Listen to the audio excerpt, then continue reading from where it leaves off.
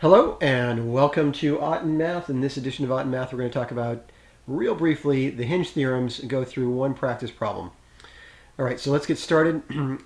Hinge theorem. So the Hinge theorem says that if I have two sides of a triangle, and I leave the triangle, the third side of the triangle open just for demonstration. If two sides of one triangle are congruent to two sides of another triangle, so AC is congruent to BX and AD is congruent to BY, and the included angle in the first triangle, so we'll call this triangle number 1, is greater than the included angle in the second triangle, so we'll call this triangle 2, then the remaining side of the first triangle, which would be CD, is going to be greater than the remaining side of the second triangle. All right, so let's take this as the example. Angle A, in this case, I have AC congruent to BX, AD congruent to BY. So the Hinge theorem says that if angle A is greater than angle B, then CD, this length here, CD is going to be longer or larger than XY. Right, so that's the Hinge theorem. Again, if two sides of one triangle are congruent to two sides of another, and the included angle in the first is greater than the included angle, remember the included angle is that angle that's sandwiched between the two sides of the second, and the remaining side of the first triangle, the side that's open, is going to be greater than the remaining side of the second triangle.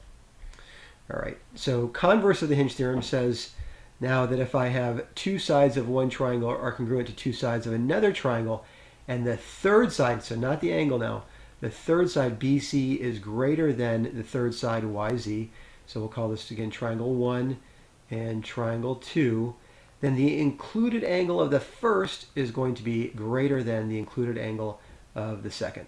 All right, so I have AB congruent to XY, AC congruent to XZ.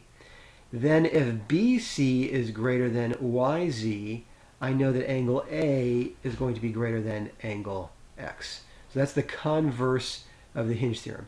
So in the Hinge theorem, for my students in a proof, or if you're explaining the Hinge theorem, you can abbreviate the Hinge theorem as SAS with an equal sign and a slash through it.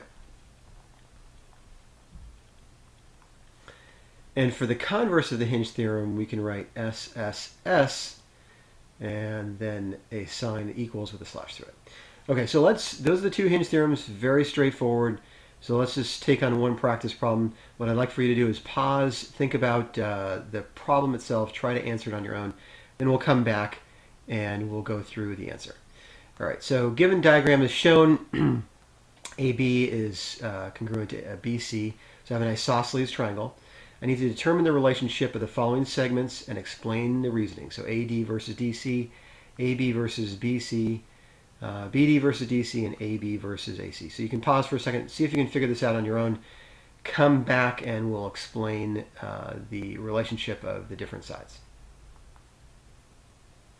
Okay, so we're back, and let me show you the answers. Right, so I have AD is less than DC, so actually let's just fill out some of what we're missing here. I have an isosceles triangle, so I know the base angles are going to be congruent. Remember, because if the sides are congruent, then the angles opposite them are congruent. I know that I'm given that ABD is 35 degrees, DBC is 45 degrees. So the sum of those two angles is equal to 80 degrees. So ABC, angle ABC is 80 degrees. We know that the sum of the measures of the angles of a triangle are equal to 180 degrees. So we're left with 100 degrees divided by 2 leaves us with 50 degrees for both angle A and angle C. All right, we also know, because this is 45 degrees, DBC is 45 degrees, that BDC is 85 degrees. So in figuring out what AD and DC, the relationship of AD and DC, we can go back to the Hinge theorem, which says that if I have two sides of a triangle which are congruent, so I have AB and DB are congruent to BC and DB. DB is congruent to itself, and the angle included in one of them is larger than the other, then I know that the side opposite the larger angle is going to be larger than the side opposite the smaller angle. So I know that DC in this case is going to be greater than AD. Right, what about AB versus BC? Well, that's pretty easy. We've already defined this as an isosceles triangle. So AB is equal to BC. Then we can say that BD is greater than DC. So BD is greater than DC. And why is that? Well, we'll have to go back to our lesson on inequalities in a triangle to realize that if in a triangle I have an angle that's larger than another angle, the side opposite the larger angle is going to be longer than the side opposite the smaller angle. So in this case I have BD, which is opposite 50 degrees, and I have DC, which is opposite 45 degrees. So since 50 is greater than 45, BD is going to be greater than DC. And also AC is going to be greater than AB because the side opposite AC is going to be, the side opposite angle ABC, which is 80 degrees, is AC.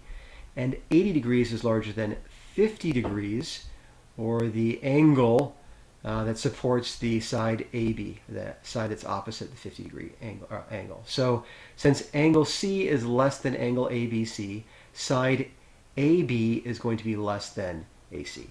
All right, very quick lesson for the Hinge theorem, just 2 to learn. Good review problem for you. We've got a couple practice problems involving the Hinge theorem, so come back and join us in the practice session of the Hinge theorems in the next edition of Math.